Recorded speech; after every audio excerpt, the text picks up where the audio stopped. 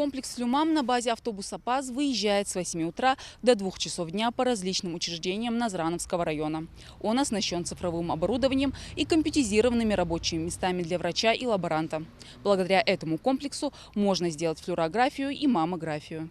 Проверить легкие, выявить на раннем этапе очаги развития заболеваний. Такая возможность есть сегодня у учащихся старше 15 лет и педагогов 11-й школы Назрани. Принимают пациентов в мобильном комплексе «Флюмам».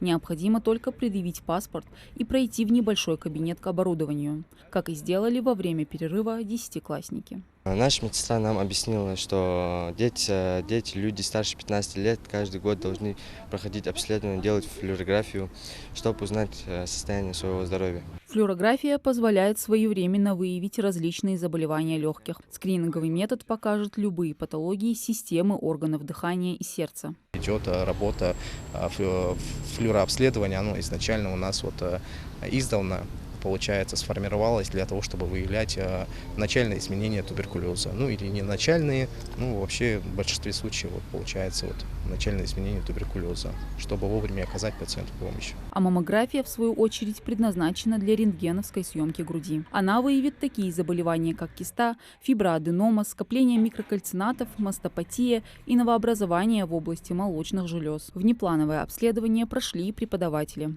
Женщина может пройти маммографию, и должна каждая женщина следить за своим здоровьем.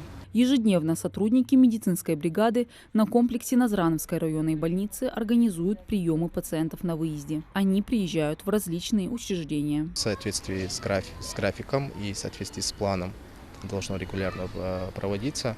Но данный у нас передвижной комплекс, он к нам поступил недавно, это новый комплекс. Работает он где-то около месяца, начал свою работу где-то месяц.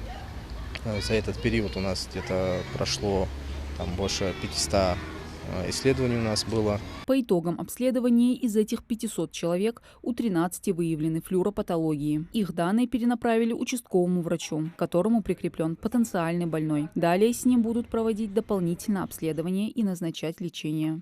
Мадина Цора, Сулейман Костоев. Новости 24.